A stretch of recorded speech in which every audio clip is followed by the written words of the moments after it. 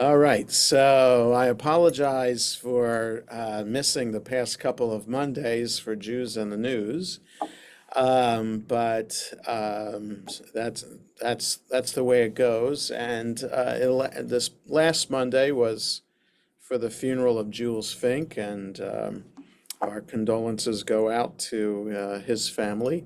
Um, I wanted to share an article today on my screen, an article by someone who I don't normally read, don't really agree with his opinions about Zionism and about Israel. But the article that he wrote still needs to be read because it highlights what's going on in the Jewish community today vis-a-vis liberal progressive ideas. And what does it mean today to be a Jew and a liberal? Can one be both and still support and still be a Zionist? So it's a lengthy article, and we'll see how much we get through it. And I just wanted to, I think it raises interesting points, even though I still disagree with the tenor of the article itself and some of the points that he makes. So we'll see. So let me share my screen. This is an article. It's called the Great Rupture in American Jewish Life. And when I send out the link to the recording, I'll also send out the link to the article. It's from the New York Times and by Peter Beinart. And it was published in the Times on March 22nd. So it's just like 10 days old since it was published. So Peter Beinart, it says here, is the editor at large of Jewish Currents, one Jewish magazine, and a journalist and writer who has written extensively on the Middle East, Jewish life, and American foreign policy. Also, at the end of the article, it says that he's a professor of journalism at the New School in New York. Okay, so again, Peter Beinart tends to be liberal in political outlook, which is why I don't necessarily agree with everything that he writes. But we'll see about this. For the last decade or so, again, the Great Rupture in American Jewish life. For the last decade or so, an ideological tremor has been unsettling American Jewish life. Since October 7th, it has become an earthquake. It concerns the relationship between liberalism and Zionism, two creeds that for more than half a century have defined American Jewish identity. In the years to come, American Jews will face growing pressure to choose between them. So I just want to add a little bit more background to this, and he'll get to these points. I just want to make sure that that we're all on the same page here. So liberalism, the idea, of Jews in America for the most part supporting liberal, progressive political causes, right? It's oversimplifying and overgeneralizing, but it seems that for the most part, since Jews arrived in America in large numbers in the 1900s, late 1880s through the 1900s, that as soon as Jews learned the language, became integrated in American society, they advocated for and participated in progressive causes. And the idea that government is for the people, to support the disadvantaged and the poor in the community, ideals like that. So Jews overwhelmingly voted Democrat because Democrats, for the most part, were the torchbearers for these liberal ideas, right? And at the same time, Jews were also very much Zionist and pro-Israel. And there wouldn't have been too much of a conflict for American Jews to be able to support both being liberal and support Israel. So before 1967, Israel, was the underdog in the geography of the Middle East against what were seemingly superior nations in number and in supposedly military prowess. Right? So before 1967, supporting Israel meant supporting an underdog, supporting a people that was subjected to anti-Semitism for centuries, and also post-Holocaust. The idea of being a Zionist was one of it made sense, and it went along with liberal causes. Post 1967, there's some would argue that Israel no longer was liberal because of what it did with the territory that it gained as a result of that war, and its attitude towards the people living in those territories that Israel took over, namely the Palestinian people. So he'll talk about this as well. And so since 1967, there at the start, there was a very, very small minority of Jews who advocated giving that land back to the Palestinians and advocated peace with the Palestinians. Again, a very, very small minority within the Jewish community. And whenever they tried to raise their voice, the majority of the Jewish community would quiet them and make sure that they were distanced. Okay, so this is what he's talking about. This now that voice that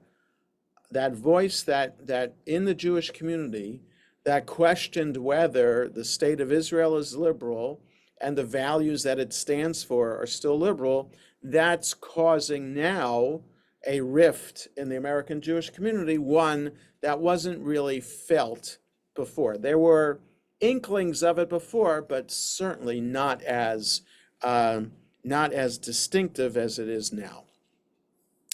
That is, American Jews, will face that pressure to choose between Zionism and liberalism because Israel's war in Gaza has supercharged a transformation on the American left. Solidarity with Palestinians is becoming as essential to leftist politics as support for abortion rights or opposition to fossil fuels. This is true. This is absolutely true. I do not disagree with Peter Beinart at all about that statement. And as happened during the Vietnam War and the struggle against South African apartheid, leftist fervor is reshaping the liberal mainstream. In December, the United Automobile Workers demanded a ceasefire, that is a ceasefire in Gaza, and formed a divestment working group to consider the union's economic ties to the conflict. In January, the National LGBTQ Task Force called for a ceasefire as well, right? So this is the thing. People and groups who wouldn't normally make a political statement about foreign policy are now making statements about foreign policy. What does the United Automobile Workers know about the Middle East enough to make a statement in which they're demanding a ceasefire? What's the National LGBTQ Task Force doing, being involved in foreign policy and calling for a ceasefire? And more locally for us, what does the Montgomery County teachers union have to do to propose a resolution that in support of a ceasefire in Gaza, right? So you have liberal organizations that aren't normally involved in foreign policy issues now getting involved in Israel-Gaza. In February, the leadership of the African Methodist Episcopal Church, the nation's oldest black Protestant denomination, called on the United States to halt aid to the Jewish state. All right, even liberal religious groups are getting involved. Across Blue America, many liberals who once supported Israel or avoided the subject are making the Palestinian cause their own, right? Absolutely true. This transformation remains in its early stages. In many prominent liberal institutions, most significantly the Democratic Party, supporters of Israel remain not only welcome, but also dominant. But the leaders of those institutions no longer represent much of their base. The Democratic Majority Leader, Senator Chuck Schumer, acknowledged this divide in a speech on Israel on the Senate floor last week. That's the middle of March. He reiterated his long-standing commitment to the Jewish state, though not its prime minister. But he also conceded in the speech's most remarkable line that he can understand the idealism that inspires so many young people in particular to support a one-state solution, a solution that does not involve a Jewish state. Okay, so I did not read Senator Schumer's speech. I'll assume that that Peter Beinart is quoting it accurately, but it just gets to his point.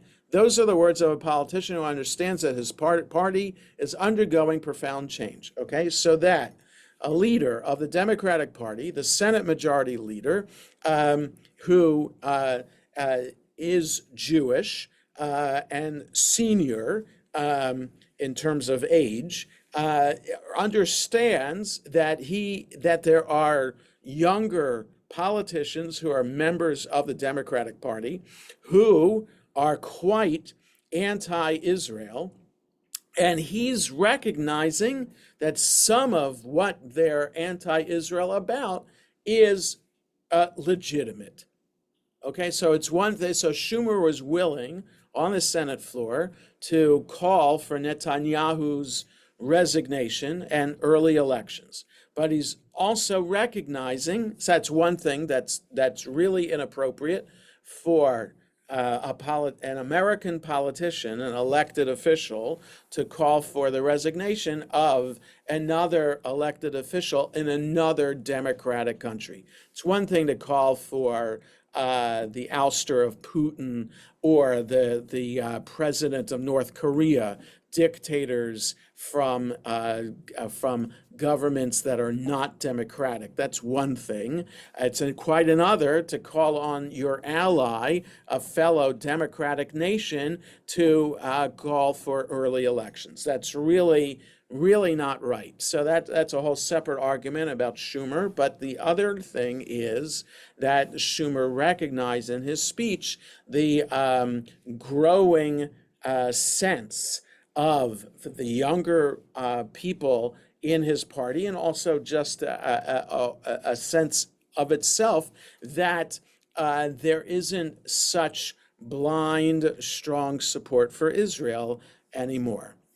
The American Jews most committed to Zionism, the ones who run establishment institutions, AIPAC, for example, understand that liberal America is becoming less ideologically hospitable. And they are responding by forging common cause with the American right. You know, it's true. There are more and more Jews today voting for Republicans, especially Republican candidates for president, than ever before, right? There are a lot of Jews who voted for Donald Trump last time around because specifically of his stance towards Israel. And that it's more important for some, these American Jews committed to Zionism, to vote, to be one issue voters, as opposed to more bigger issue voters, right? So that so Jews, I don't know, voting for Obama or even before that, voting for Clinton. Um, uh, so a vast majority of Jews would have voted for Clinton because Clinton represented both the Democratic Party, that is, progressive ideas, that and also was a strong supporter of Israel, right? When he said after Rabin's assassination in his speech on the White House lawn, Shalom Chaver, that was, and said that in Hebrew, that was just an incredible thing, but it was just natural for how the Democratic Party and represented its support for the state of Israel at the time. Now, not so clear. I mean, President Biden, to his credit, right after October 7th happened, 100% behind Israel, traveled to Israel, unbelievable. But again, Biden is old school, not just old, but old school in his attitude as a Democrat. And now he also is feeling the pressure from the left in the Democratic Party, which is a much larger segment, to call for a ceasefire, call for Israel to be restrained in its fight against Hamas. Okay? So they are responding by forging common cause with the American right. That is, these establishment American institutions are forging common cause with the American right. It's no surprise that the Anti-Defamation League, which only a few years ago harshly criticized Donald Trump's immigration policies, recently honored his son-in-law and former senior advisor, Jared Kushner. That's right. It's at its annual conference, which was in New York, the beginning of March. Jared Kushner received an award. I had thought about going to that conference, by the way, but then when I had heard that they were honoring Jared Kushner, I thought twice about it. Mr. Trump himself recognizes the emerging political split. Any Jewish person that votes for Democrats hates their religion, he said in an interview published on Monday. They hate everything about Israel, and they should be ashamed of themselves because Israel will be destroyed.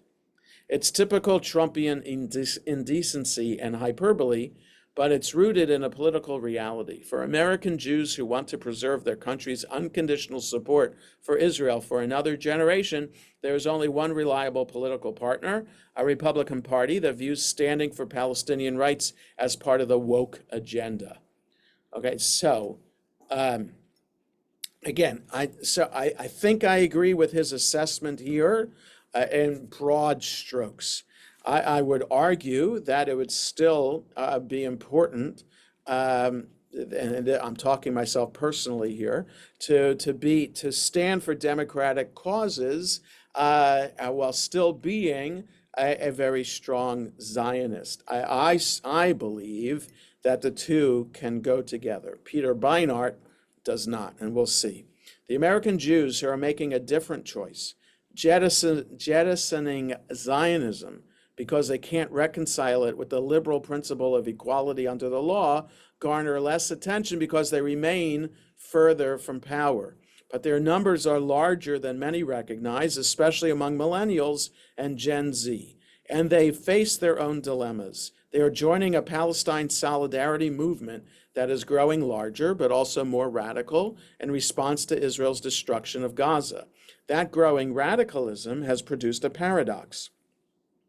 A movement that welcomes more and more American Jews finds it harder to explain where Israeli Jews fit into the vision of Palestinian liberation. So this is it. So a couple months ago, I shared the letter that alumni of JDS wrote to JDS administration about their feelings of why JDS is so pro-Israel, right? And so and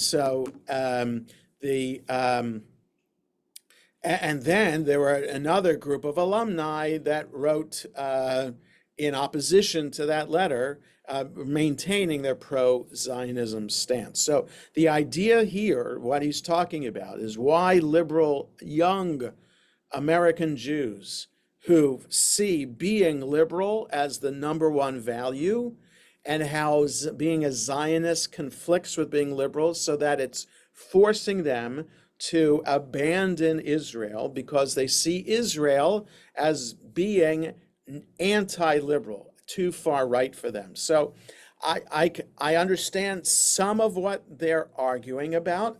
I'm not a Netanyahu fan myself. Again, I'm speaking personally here. And I do believe that Israel was founded on democratic values and is kind of losing its way right now. Government, that is, of Israel is losing its way when it comes to understanding Theodor Herzl and the other founders of the state of Israel and the vision that they had for Israeli society and how that's being played out today by Netanyahu's government. And I also understand where these anti-Zionists might be coming from with seeing how Palestinians are treated by the Israeli government. But it has to be nuanced, and there isn't much nuance that we'll see in Beinart's article here. There isn't much nuance. It's all black and white, and that's really not fair in trying to assess the American Jewish community. Now, it could be that the younger Jews are black and white themselves, and that they're not seeing the nuance, and that's tragic because, first of all, understanding there has to be some sense of understanding that Israel does not have a legitimate partner on the Palestinian side to work with, and that there hasn't been a leader in the Palestinian side who has been willing to recognize formally the right of the state of Israel to exist. And there hasn't been a Palestinian leader who has been willing to say, yes, we, the Palestinian people, want to work with the state of Israel to create an atmosphere of peace. So that hasn't happened, so it made it very difficult for Israel to be able to negotiate with the Palestinians. Certainly the idea of, it doesn't look good when Israel builds a security wall and has checkpoints for that at times are degrading to Palestinian citizens. So yes, Israel's never been good with optics, never been good in 75 years, and it's hard to explain optics. This is what you see, and then nobody reads the caption that would provide an explanation for it. They just see, for now in the war with Gaza, they see starving children without understanding what's the cause of that starvation. Is Israel's destruction of buildings the cause of the starvation, or is Hamas's treatment of its own citizens in Gaza and preventing aid from getting to starving children, and that they're using children and other Palestinians as human shields in this war with Israel? Nobody gets that. The fact that it took me a minute to explain that is already a minute too long in this conversation. So though Beinart is raising important points, there is a lack of nuance here that in this article, and I think there's a lack of nuance that is there in all of civil discourse in America today. There's no nuance in social media. It's just statements, conspiracy theory statements, lack of interest in a respectful dialogue. Okay, so the lack of interest in dialogue also represents this lack of interest in exploring all of the details about all sides of the argument. Okay, so the emerging rupture between American liberalism and American Zionism constitutes the greatest transformation in American Jewish politics in half a century. It will redefine American Jewish life for decades to come. I think he's right. American Jews, writes Mark Dollinger in his book, Quest for Inclusion, Jews and Liberalism in Modern America, have long depicted themselves as guardians of liberal America. Since they came to the United States, now Beinart is getting into into some of the history here. Since they came to the United States in large numbers around the turn of the 20th century, Jews have been wildly overrepresented in movements for civil, women's, labor, and gay rights. Since the 1930s, despite their rising prosperity, they have voted overwhelmingly for Democrats. For generations of American Jews, the icons of American liberalism, Eleanor Roosevelt, Robert Kennedy, Martin Luther King Jr., Gloria Steinem, have been secular saints. The American Jewish love affair with Zionism dates from the early 20th century as well, but it came to dominate communal life only after Israel's dramatic victory in the 1967 war exhilarated American Jews eager for an antidote to Jewish powerlessness during the Holocaust. The American Israel Public Affairs Committee, which was nearly bankrupt on the eve of the 67 war, I'll have to take his word for it, had become American Jewry's most powerful institution by the 1980s.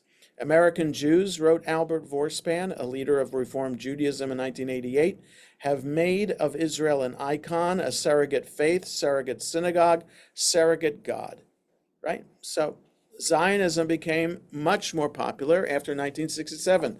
A lot of American Jews made Aliyah post-1967 than before 1967. A lot of my father's colleagues, including my father and our family, attempted Aliyah in those years between 1967 and 1973. A lot of conservative rabbis, colleagues of my father, younger and older, made Aliyah during that time. So Israel became central. Given the depth of these twin commitments, it's no surprise that liberalism in Israel, it's no surprise that American Jews have long sought to fuse them by describing Zionism as a liberal cause. It has always been a strange pairing. American liberals generally consider themselves advocates of equal citizenship, irrespective of ethnicity, religion, and race. Zionism, or at least the version that has guided Israel since its founding, requires Jewish dominance. Yeah, okay, so this is my problem with Beinart. Beinart sees that as the problem. The Declaration of Independence of Israel does call for full rights for all citizens of Israel, okay? That's what it does call for. And there are Arabs who are full citizens of Israel who have achieved great heights in all aspects of Israeli society. There are Arabs who serve on Israel's Supreme Court. Arabs who serve in the Knesset, etc. So so Beinart might argue that's token. It still doesn't fully explain the second-class citizen status of Arabs in Israel. That may be the case. Can question that about all Western societies. I'm not justifying Israel vis-a-vis its treatment of its Arab citizens, but I am explaining that this is a problem with all democratic countries, that how it deals with its minorities, okay? But Zionism, to say that Zionism from its founding requires Jewish dominance, it requires that the state of Israel be a Jewish state. Does that mean Jewish dominance? That I think that's my argument with Beinart here, because of this lack of nuance.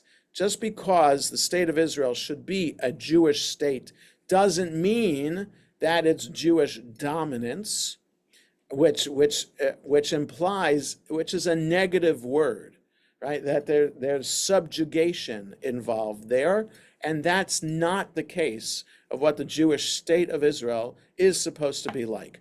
And the Jewish state of Israel can be a democratic state, full citizenship for all its citizens, and there should be there can be a two-state solution, understanding that there's a Jewish state of Israel that opens itself for citizenship to all peoples, and alongside of it, the state of Palestine for the Palestinian people. So that doesn't mean that Zionism is dominance or subjugation or colonialist. From 48 to 66, Israel held most of its Palestinian citizens under military law. That's absolutely not true. That's absolutely not true, because the West Bank was not under Israel dominance from 48 to 66. That was under Jordanian rule. So those so-called Palestinian citizens, they were Arab citizens of Israel, and were they held under military law? I really don't think so. Does he mean by that Israeli Arabs are not allowed to serve in the army, and that means they're held under military law? I don't understand what he's talking about here from 48 to 66, because there was no such thing as Palestinian citizens. There was no such thing as Palestinians from 1948 to 1966. There was a PLO, but there were no Palestinians. There were people who lived in the West Bank under Jordanian rule from 48 to 66, and you had people in the Gaza Strip who were under Egyptian rule. Since 67, it has ruled millions of Palestinians who hold no citizenship at all. That's true. They're under Palestinian Authority rule, and therefore Israeli military rule. So since 1967, that's true. But from 48 to 66, he's wrong. Even so, American Jews could, until recently, assert their Zionism without having their liberal credentials challenged, right? And he also forgets, of course, people on the left conveniently forget that it was the Arab population of British Mandate Palestine that refused the United Nations partition plan. The Jewish citizens of the British Mandate Palestine accepted the partition of British Mandate Palestine into a Jewish state and into a Palestinian state, and the Arabs rejected it. So, that's also conveniently forgotten by people on the left. The primary reason having their liberal credentials challenged, the primary reason was the absence from American public discourse of Palestinians, the people whose testimony would cast those credentials into greatest doubt. In 1984, the Palestinian American literary critic Edward Said argued that in the West, Palestinians lack permission to narrate their own experience. For decades after he wrote those words, they remained true. So again, I don't know about that, but the following statement could be true. A study by the University of Arizona's Maha Nassar found that of the opinion articles about Palestinians published in the New York Times and the Washington Post between 2000 and 2009, Palestinians themselves wrote roughly 1%. Okay, so that's interesting. The Palestinian voice is a quiet voice. I'm not so sure about that, but the authors of op-ed pieces between 2000 and 2009 only being 1% Palestinian, okay, that's interesting. But in recent years, Palestinian voices, while still embattled and even censored, have begun to carry. Palestinians have turned to social media to combat their exclusion from the press. In an era of youth-led activism, they have joined intersectional movements forged by parallel experiences of discrimination and injustice. Meanwhile, that's right, while Palestinians are involved in Black Lives Matter, for example, and meanwhile, Israel, under the leadership of Benjamin Netanyahu for most of the past 2 decades, has lurched to the right, producing politicians so openly racist that their behavior cannot be defended in liberal terms. Okay, yes, I agree. You can't defend Netanyahu's current government from liberals. You can't, because it's far right by definition. Absolutely. But to say that the state of Israel in general, or that Zionism in general, is defined by the current government of Israel, that's wrong. It's not fair to do that. So, just because it's not fair doesn't mean that people aren't doing it. So there are plenty of liberals and plenty of Jews who are liberal, who equate the current state of Israel's government with Zionism.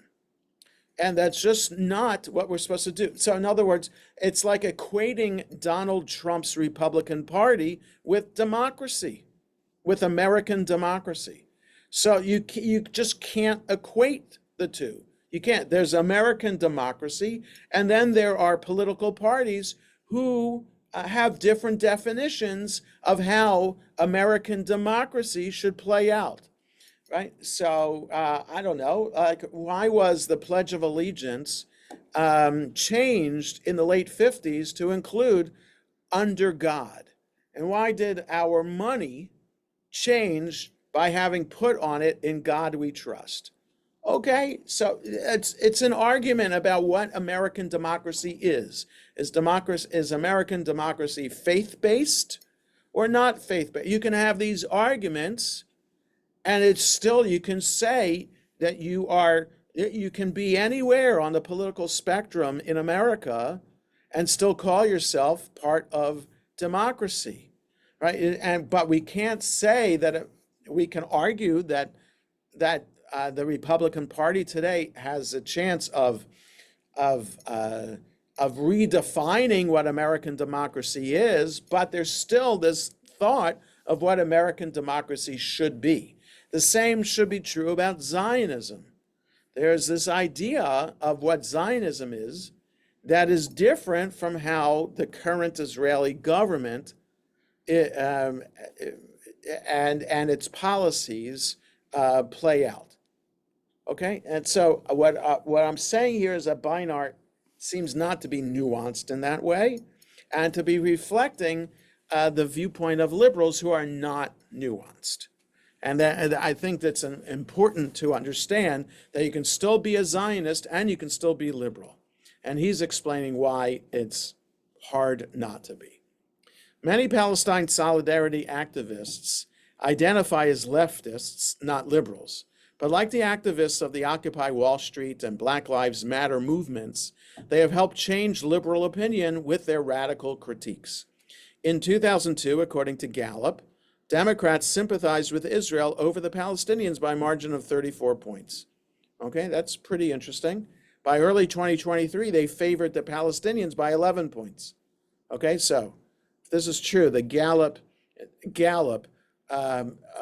surveying people who identify as Democrat in their political outlook.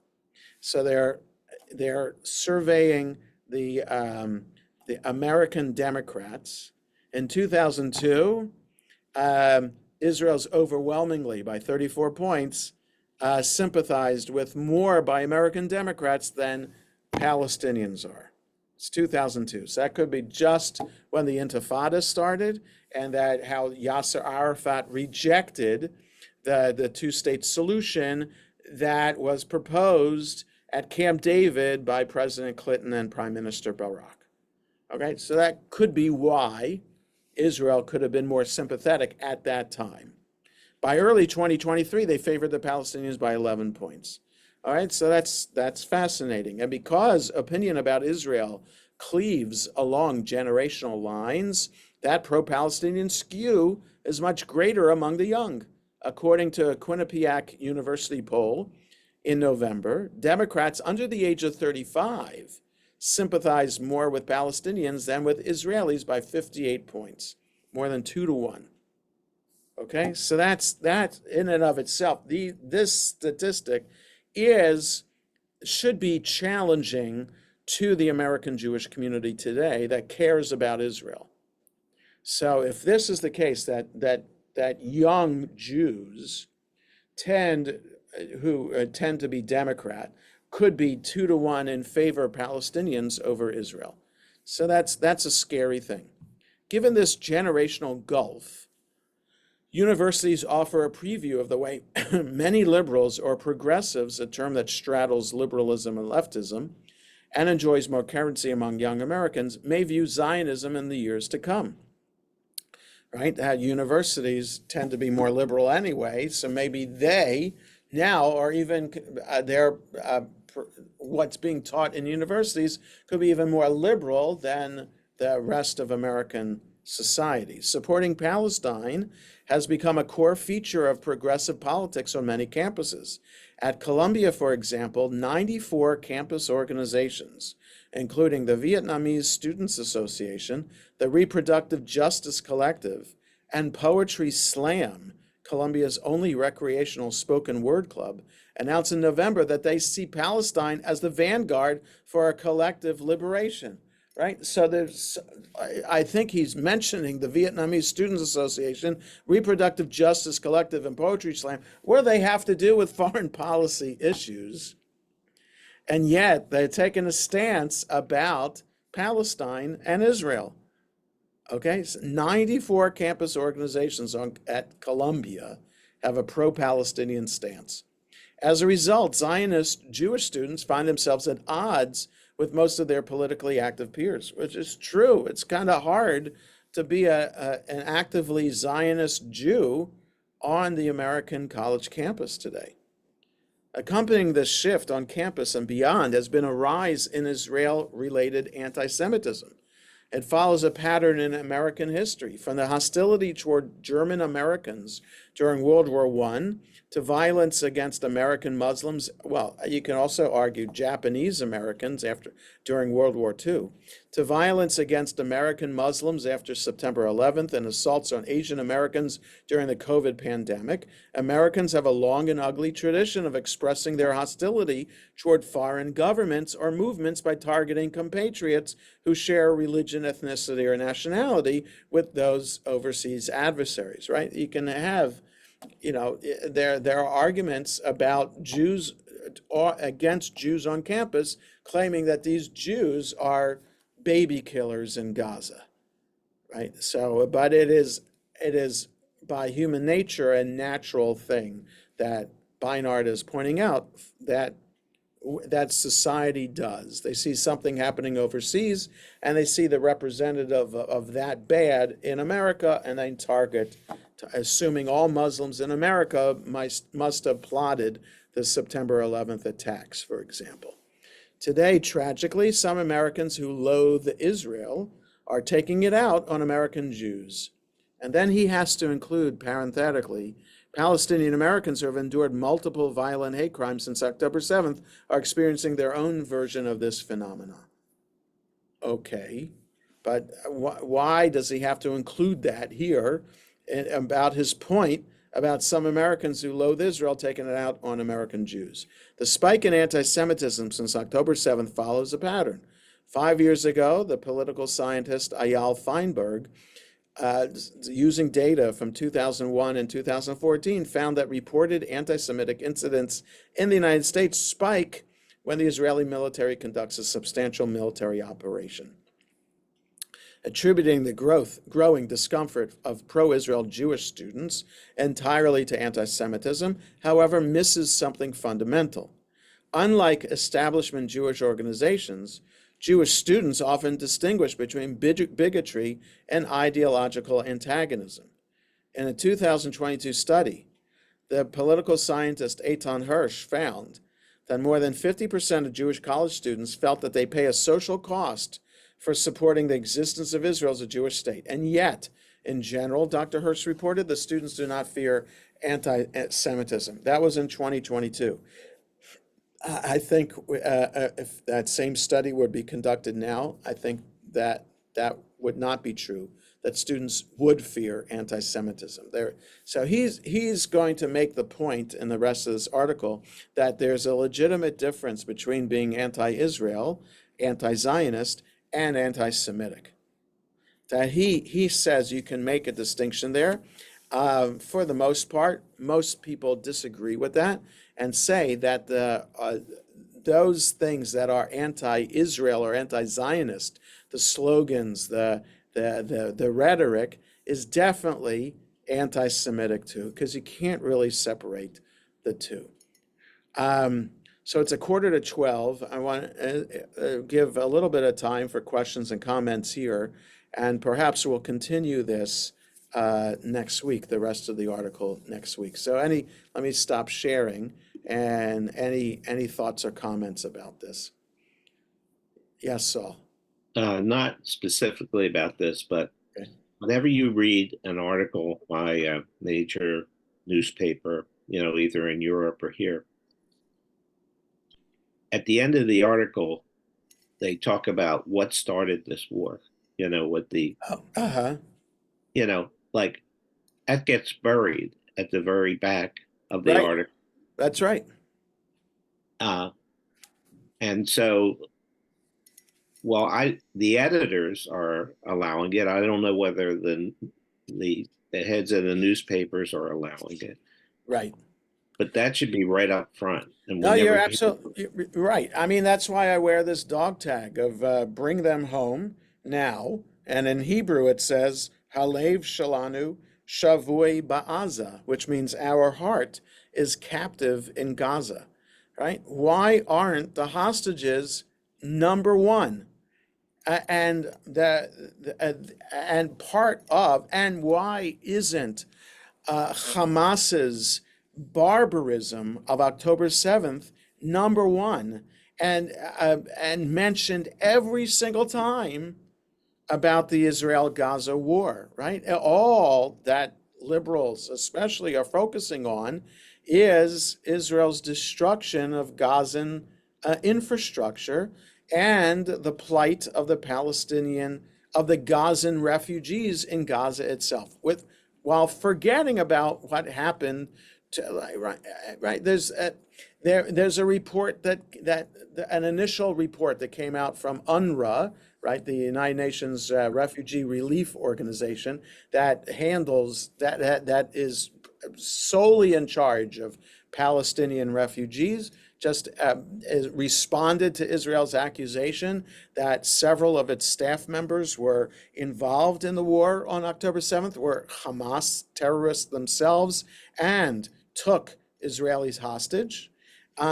They initially were poo-pooing that in a report that just came out. Look at the Times of Israel today. So the barbarism is swept under the carpet. The people, many liberals are saying that Hamas was justified in its behavior on October 7th. So yes, this is all. Beinart doesn't mention any of this in the article itself.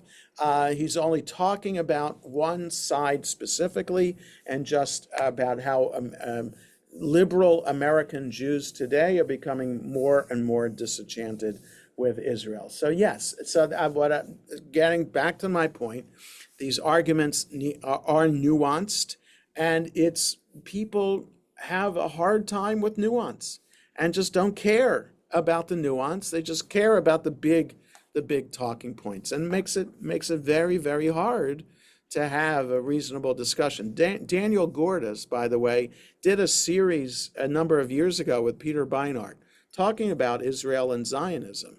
And I think you can look for it on YouTube. I think there are a couple of those encounters that they did together. They did a tour of throughout America of speaking together. So this right-wing politically Israel person, Daniel Gordis, and Peter Beinart, the left-wing person. So they were willing to talk together.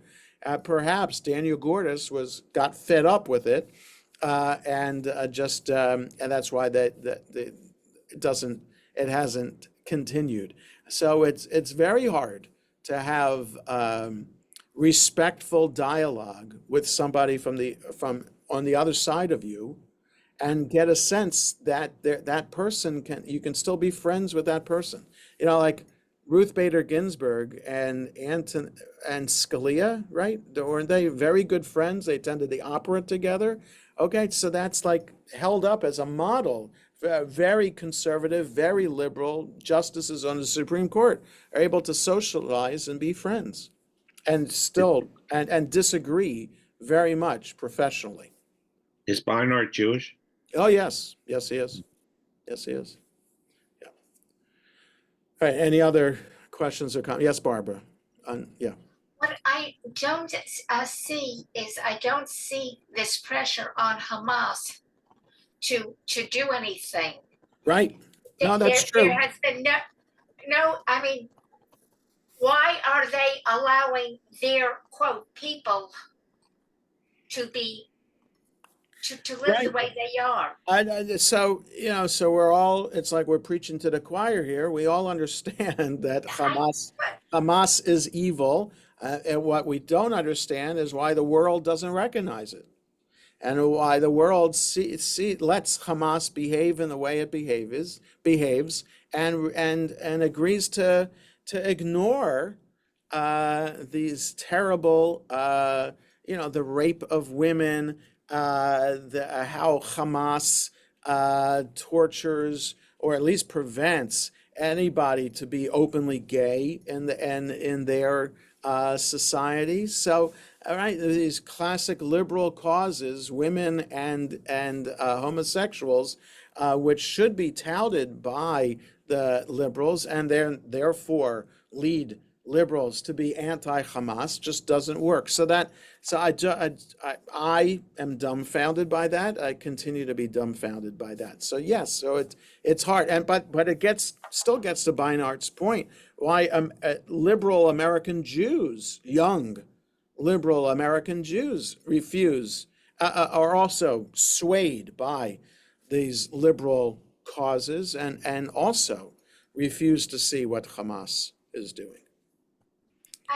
On the universities, uh, they have been getting an infusion of money from Yes, that's right. From Qatar and United Arab Emirates. That's true. So yes, so that's possible that professors or at least the administration of many universities are influenced by where the money is coming from.